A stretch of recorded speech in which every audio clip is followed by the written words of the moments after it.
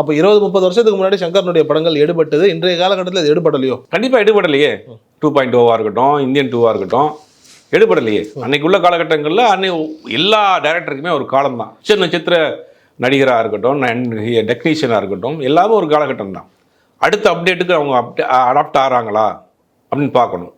Adapt ஆகிறாங்கன்னா click ஆகிக்கும், இல்லைன்னா அவ்வளோதான். அதே மாதிரி சங்கர் மேலே வந்துட்டு ஒரு விஷயம் வைக்கப்பட்டுகிட்டே இருக்குது. அதிகமாக வந்துட்டு பொருட்செலவு இழுத்து தயாரிப்பாளர்களை வந்துட்டு ஒரு மாதிரியே கொண்டுட்டு வந்துருவாருன்ற ஒரு பேச்சு இருக்குது. இப்போ இந்த படத்தில் கூட கிட்டத்தட்ட 75-80 கோடி ரூபா வந்துட்டு பாடல்களுக்கு மட்டும் பயன்படுத்தப்பட்டிருக்குன்னு சொல்கிறாங்க. இல்லை, பல தயாரிப்பாளர் முடிச்சு விட்டது அவர் தான். ஆஸ்கார் ஃபிலிம்ஸ் ரவிச்சந்திரன் ஒரு பெரிய டிஸ்ட்ரிபியூட்டராக இருந்து ஜாக்கி ஜான் படத்துக்கு ஃபுல்லாகவே இந்தியாவில் அவர் தான் டிஸ்ட்ரிபியூட்டர். அவருடைய நிகழ்ச்சிக்கு ஜாக்கி ஜான் வரக்கூடிய அளவுக்கு ரொம்ப இன்ஃப்ளூயன்ஸான தசாவதாரம் படத்து கூட வந்தார். அவ்வளோ பெரிய ஒரு நபர் முடிச்சு விட்டாப்புல.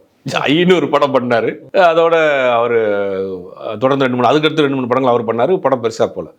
இப்போ லைக்கா ஏற்கனவே 2.0 என்ன நடந்துச்சுன்னு தெரியும். அதுக்கு பிறகு இந்தியன் 2 என்ன நடந்துச்சுன்னு தெரியும் சமீப காலமாக. அது மாதிரி.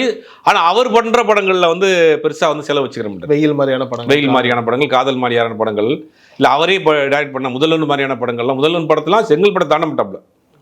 கனவு பாடல் காட்சியாக இருந்தாலும் நீ செங்கல் படம் தாண்டக்கூடாது அப்படின்னு சோழக்காட்டில் வந்து ஒரு பொம்மைக்கு வந்து பெயிண்ட் அடிச்சு விட்டு பாட்டை முடிச்சுட்டு வந்துடணும்.